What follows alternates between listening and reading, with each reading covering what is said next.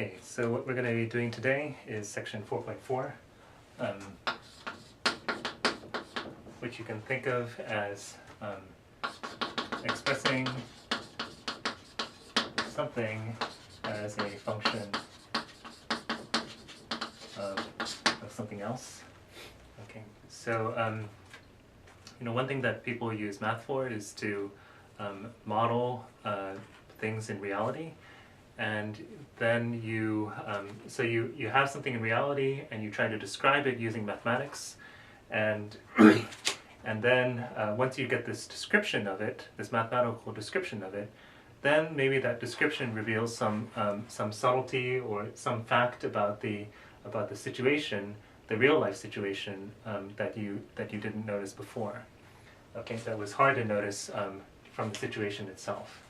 Okay, so the text gives you this four-step procedure for for playing this game. So let's just state it here: four-step procedure. First is to draw a picture.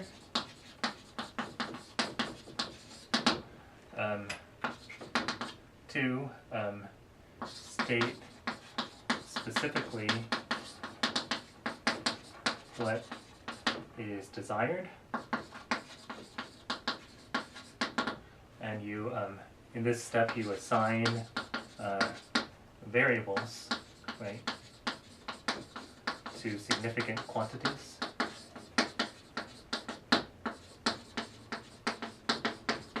That's basically that you name some quantities. Number three, you observe relations between the quantities.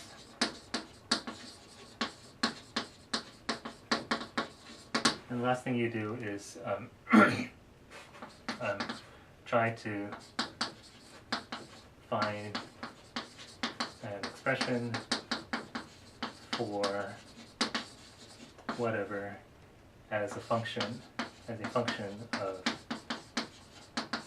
the other things. So this is pretty vague, but let me give you an example. So simple example is the following.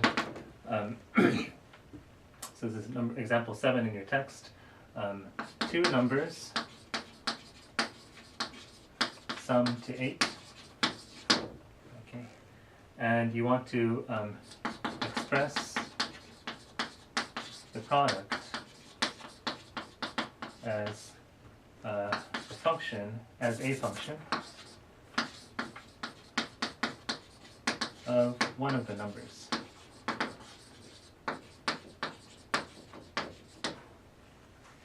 Okay, so there isn't really a picture that you draw in this case, but number 2, which is, you can think of as some sort of labeling, right? We could call one number x and the other y, right? And ultimately we're going to want to talk about the product, but we want to express it as a function of one of the numbers. So so you could say, well, the product, if we want to talk about the product is just xy, right? That makes sense. That's certainly true, but we can actually do a little bit better than that. Right? So the product, it's true. Let's let P denote the product. The product of these two numbers is just x times y, right? But there's this obvious thing that we observe. Well, we've been given this, that the two numbers sum to 8, right? So they're not completely independent of each other, right? The relation between the quantities is that they sum to 8, right? In other words, y1 is 8 minus the other guy, right?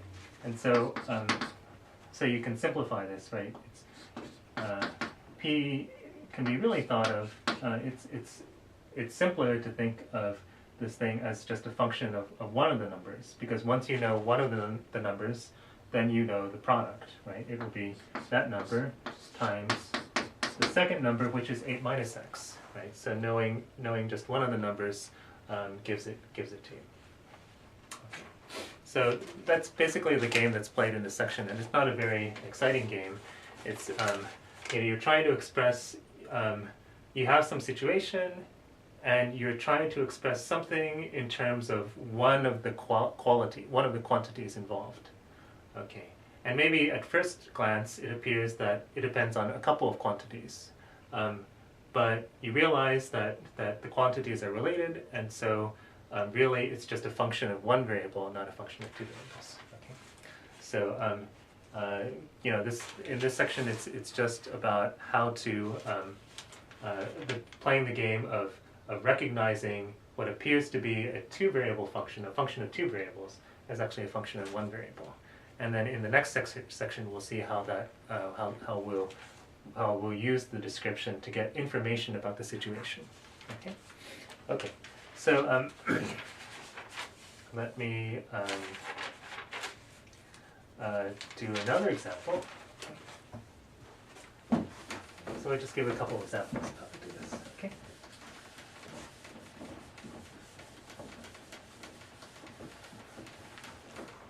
Okay. So second example is this one. I think this is problem 39 or 40. So you have a wire that's 14 inches, and you cut it into two pieces, right? And you take one piece, and make it into a circle, form it into a circle. And you take the second piece, take the other, and form a square. Okay? And you want to express the total area contained as a function of the length used for the circle, say.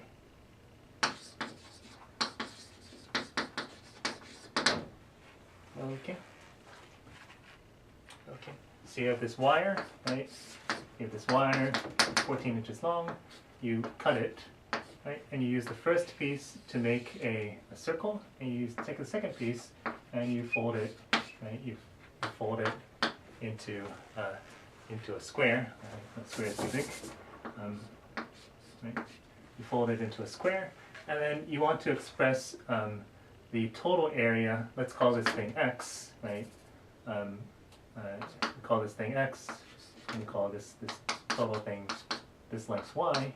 Right? You want to express the total area enclosed by these two bits of wire as a function in terms of x. Okay. Right. So if you want to stop the video and try it, that might be a good idea.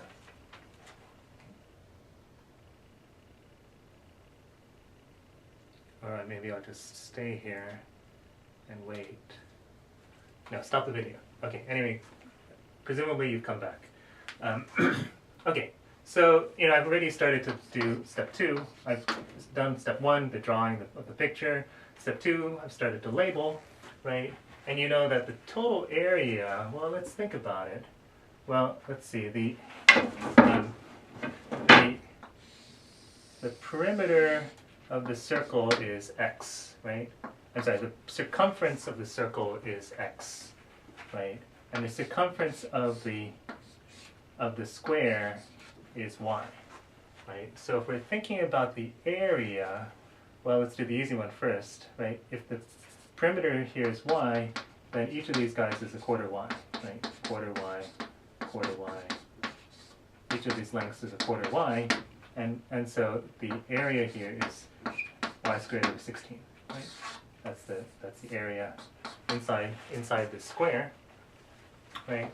This one here, let's think, 2 pi r is the length of the circumference, right, which is x, which tells us that r is x over 2 pi, right?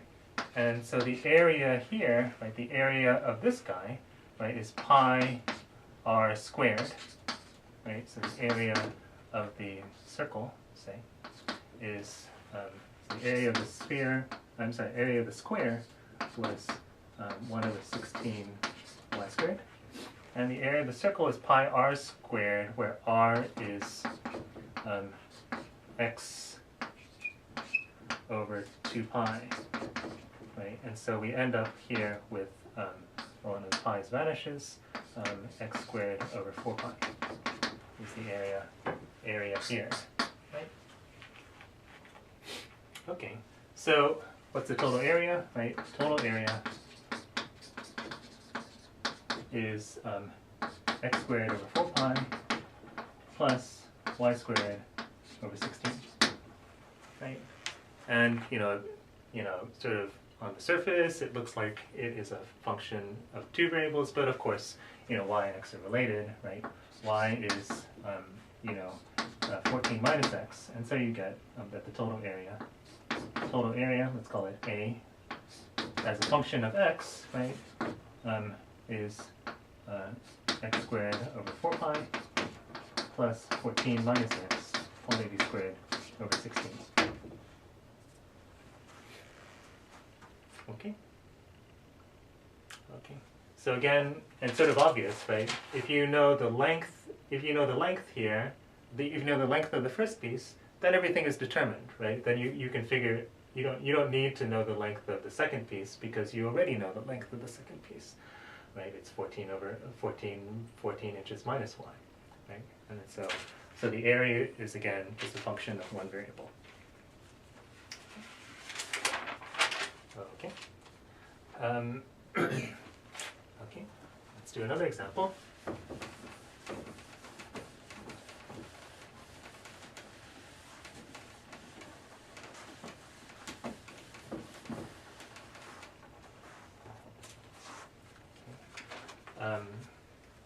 So here's example 3.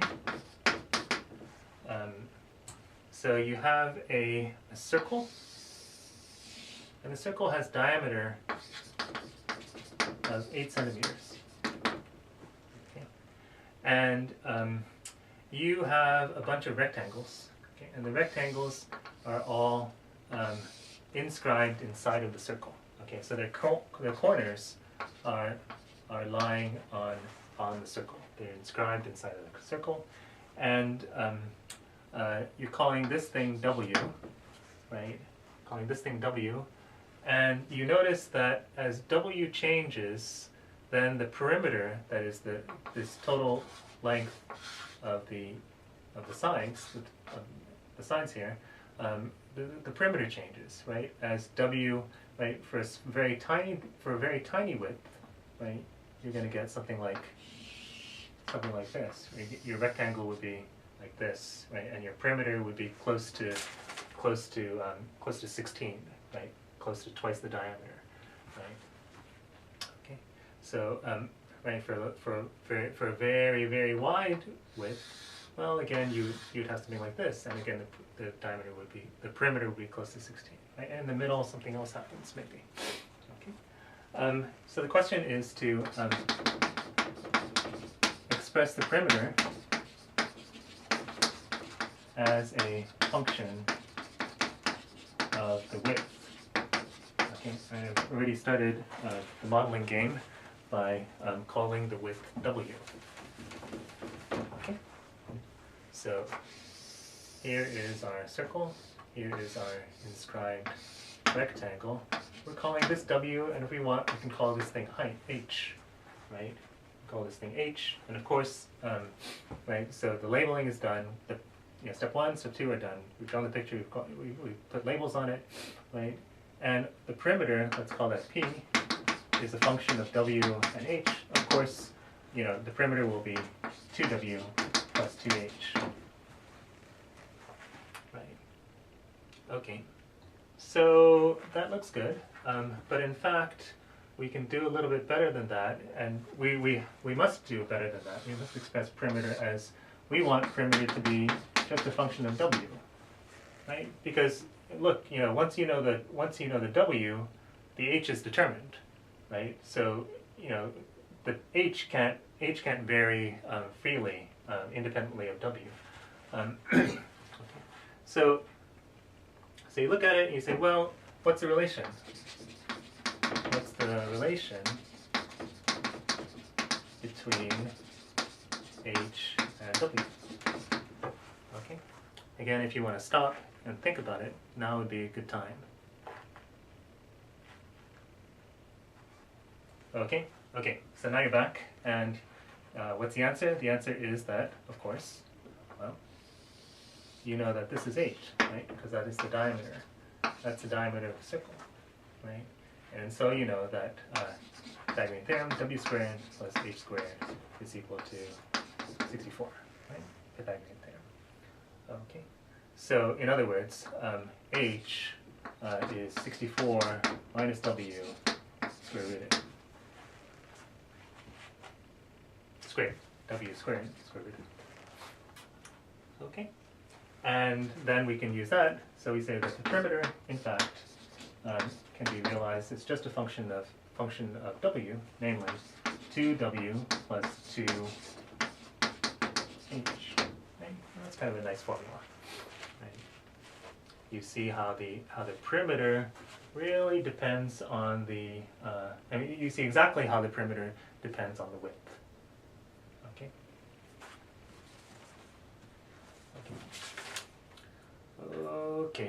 Okay. So this is maybe not too exciting, but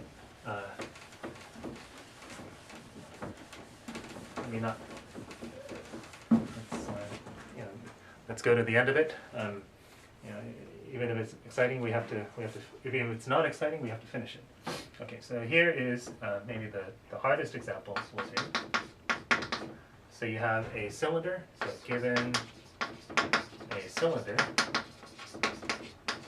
of volume 10 cubic centimeters, right? Express the surface area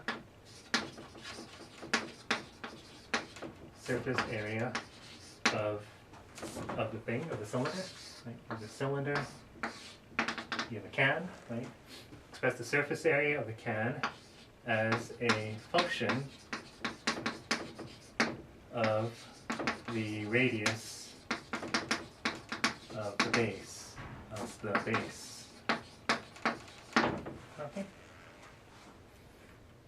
Okay, right? Here is the radius of the base, R, and you have a fixed volume, right? So if R gets bigger, then the height has to get smaller, right? In order to keep the volume fixed, if R gets smaller, then the height has to get taller, right? You have, it's like you're working for a drink company, and all the cans have to hold 10 cubic centimeters, which is almost nothing. 10 cubic centimeters of the drink. Okay, that's all that anybody can drink of this drink for some reason. Okay. It's poisonous. Okay. So try it. Stop the video. Try it.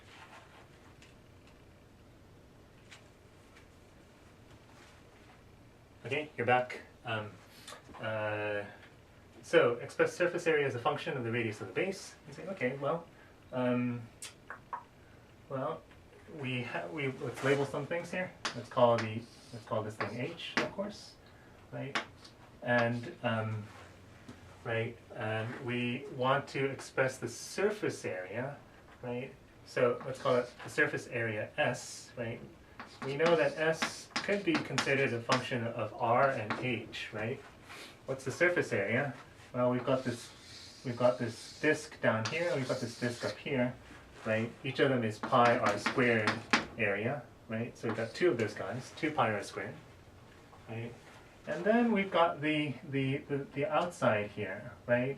Well, if we peel that, if we take the top and bottom off and we slice it and then we unroll it, you see that you get this. You unroll it and you get this rectangle, right? The height is h, and then the width here is the length, is the circumference up here, right? That is to say, pi times the diameter, pi times the diameter, 2 pi r, right? So the surface area of this unwound, unrolled thing here is 2 pi r h. Okay, so if we express surface area in terms of r and h, we get 2 pi r h, right? We get 2 pi r h, and that's the formula, right? But again, we can simplify. So we notice there's a relation.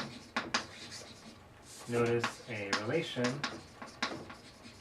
between r and h, right? What's the relation?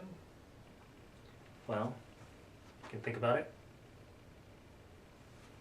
Okay, it's given by this constraint here. We know that the volume is 10 cubic centimeters, right?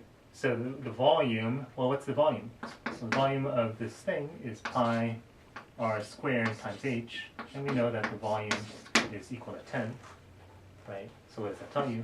That tells you that h is 10 over pi r squared, right? H is 10 over pi r squared, and so we can realize our surface area as a function of r. That is, it will be 2 pi r squared plus 2 pi r times h. Well, h is 10 over pi r squared, right? And so we end up with 2 pi r squared plus, well, yeah, lose the pi's, lose an r, 20 over r. Okay, so S surface area as a function of r is like this. Right? And you see that, well, no, okay. And then in the next lecture, we'll see how we can use these sorts of formulas to to get information about the physical situation. Okay, so that's it for today.